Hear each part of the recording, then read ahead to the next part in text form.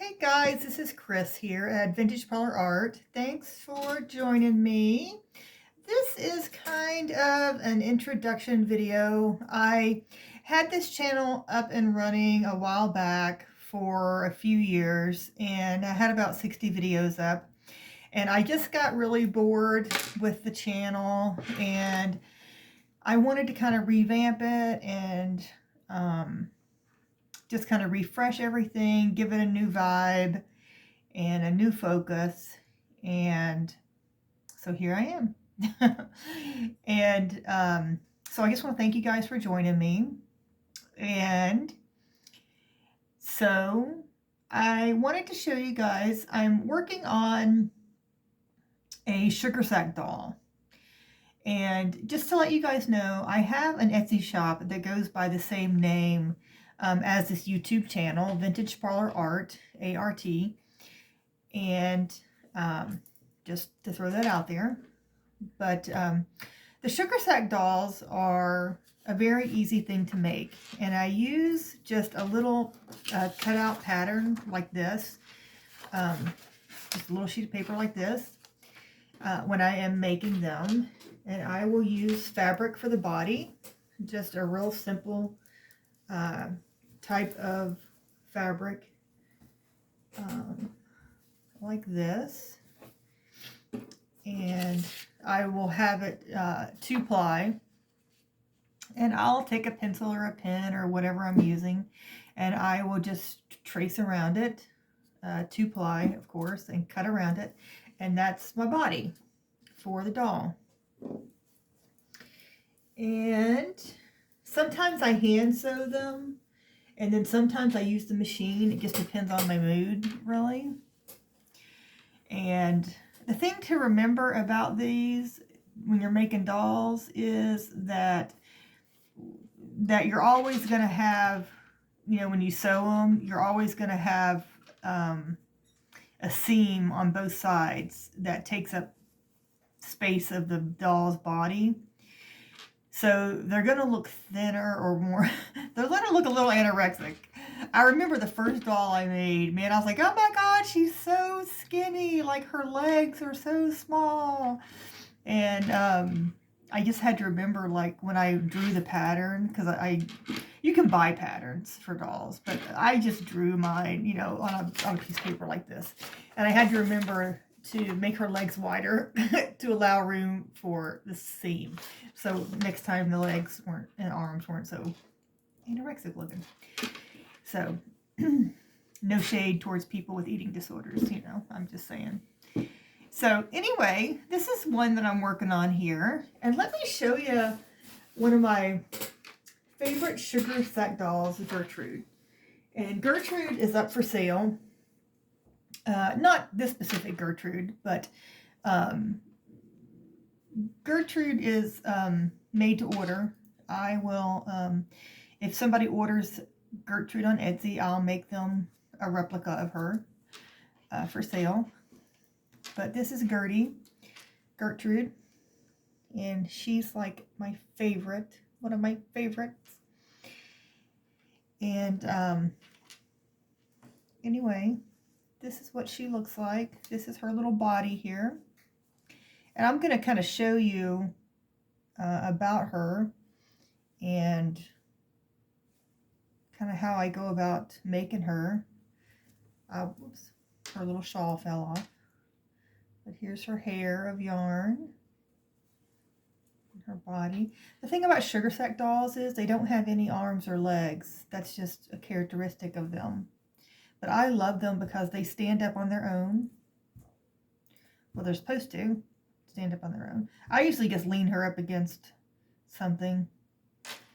But typically she will stand up on her own. I don't know what her deal is right now. Well, anyway. But here is an example of what goes in them. I use a bag of rice at the bottom of the body. And typically they will just stand up. There we go. Now she's standing up on her own. She just didn't want to do it. She was just being a little fussy. But anyway, that's Gertie. she has a hand-sewn face. Her eyes and nose are all hand-sewn. She has yarn for her hair.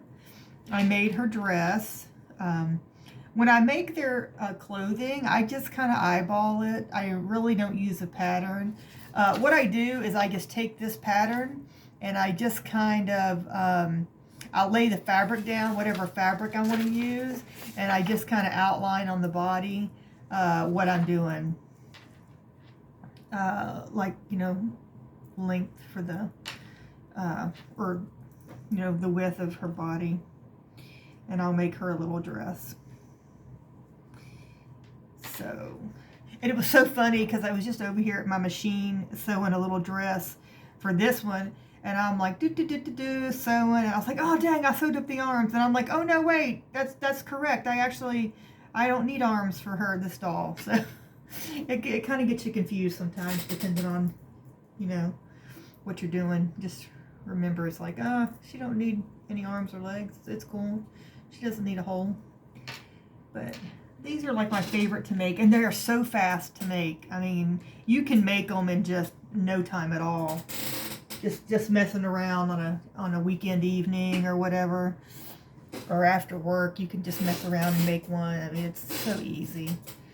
But I'll just show you here. So anyway, so I laid my fabric down, I cut it out, and then I just sewed her real quick on the sewing machine, okay? And I always sew them inside out, okay? So then I just pop it right side like this. And then what I do is I like to coffee dye the fabric. So I just made a little coffee out there, and then I wadded this up, and I just put it in a bowl of coffee. And what I like to do also is put some cinnamon in there, because it really gives it a rustic look, and it smells so good. She smells so good.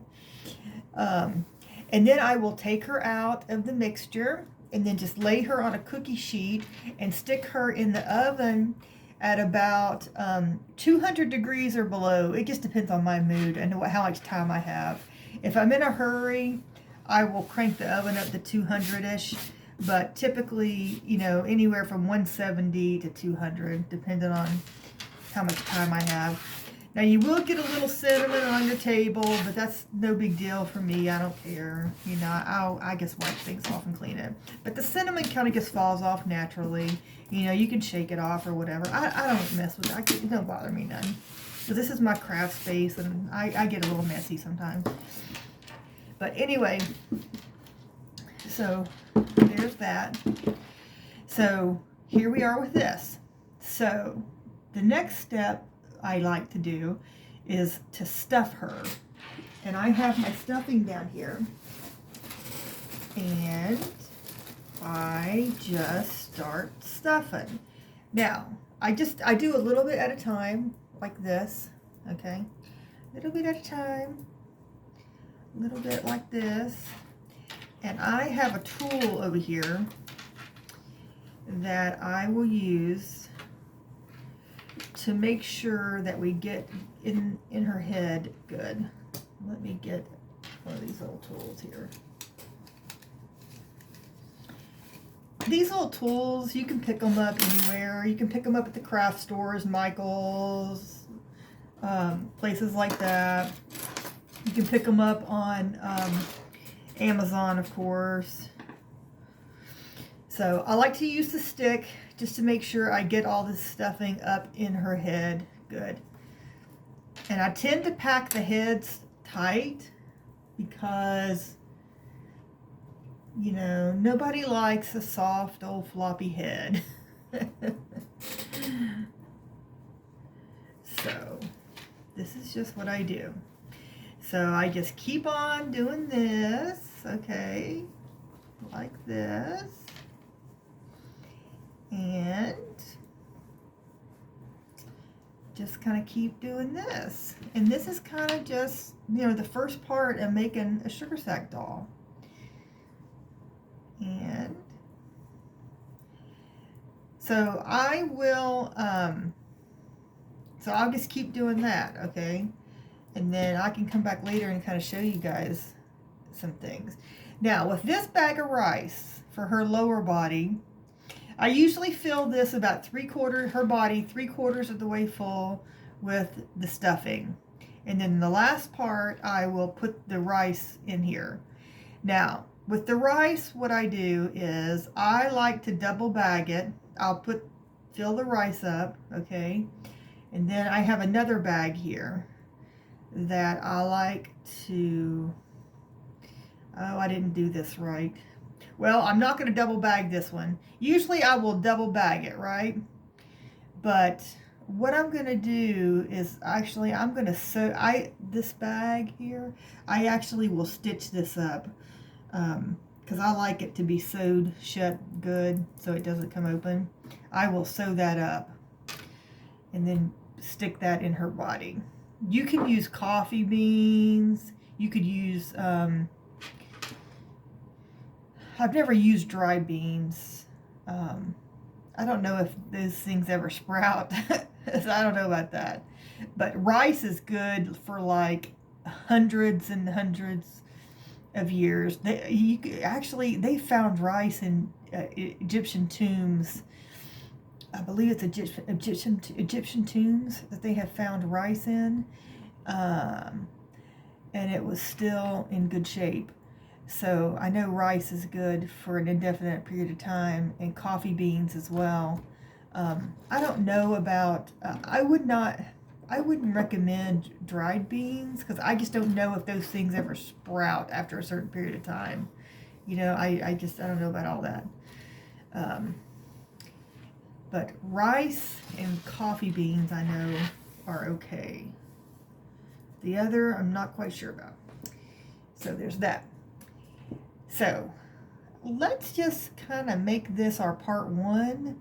I'll make a part 2 and show you guys a little more of her. This may be, actually making her here is probably going to be several parts because I want to show you guys like her face and hair and different things like that. But this is just kind of an introductory video of getting my channel up and running again. And I'm just super casual here, guys, at my channel. I'm not stuffy. You know, I don't retape things a million times. It's just me, Chris, and the black cat Bella over here in the corner. And I love to drink my coffee, you know, and have a good time here in the craft room. And I like to talk about things that are relevant to my life and share things, and we'll chit chat about important topics. And I like to talk about mental health and trauma and loss and grief and, you know, things that are important to me. And if you don't like those things, you can just skip right over it and watch something else or whatever. I like to talk about spirituality and, you know, all those types of things. And everybody's welcome here of all faiths, and I respect all faiths and belief systems and whatnot. But, you know, so but I'm very spiritual. I love to talk about those topics. So anywho, welcome.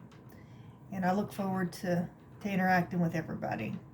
But I want my channel to have some depth to it and to be fun and casual and just a very inclusive place for people of all races and creeds and colors and religions and spiritual outlooks and whatnot. But anywho, that's it. Take care, guys. Bye-bye.